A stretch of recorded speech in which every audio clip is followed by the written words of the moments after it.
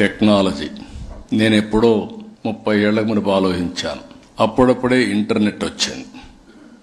ప్రపంచం అంతా గ్లోబల్ విలేజ్గా తయారైంది.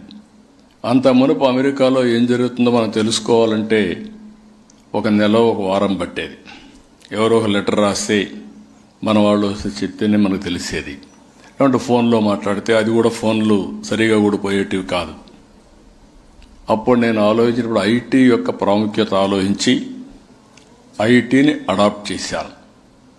ఆ రోజు ఒక మాట చెప్పాను. ఇది ఈరోజు చెప్పిన మాట కాదు, 30 ఏళ్లకు మునుపు చెప్పిన మాట. ఐటీ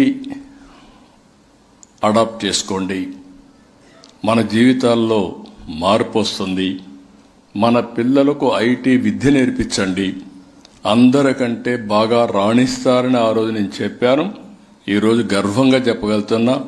ఆ రోజు చేసిన పని మీరు చూస్తే హైదరాబాద్ నగరం నాలెడ్జ్ ఎకానమీకి చిరునామాగా తయారైంది.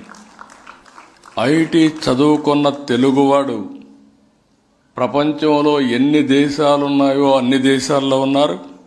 అన్ని దేశాల్లో హైయెస్ట్ తలసరి ఆదాయం అంటే అందరికంటే ఎక్కువ ఆదాయాన్ని సంపాదించే వ్యక్తి తెలుగువాడు కావడం గర్వ కారణం అని చెప్పి కూడా నేను మీకు తెలియజేస్తున్నా.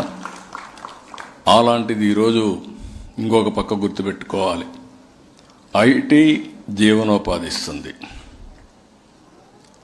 మన సంస్కృతి సాంప్రదాయాలు మనకు ఎక్కడ లేనటువంటి విలువలు ఇస్తాయి.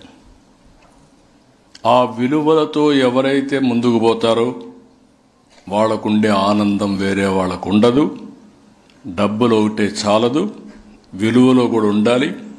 విలువలో పతనమైన రోజున మన జీవితాలు భ్రష్టు పడతాయని చెప్పి కూడా మరొక్కసారి మీ అందరికీ విజ్ఞప్తి చేస్తున్నాను. దీన్ని మనం గుర్తుపెట్టుకోవాల్సిన అవసరం ఉంది.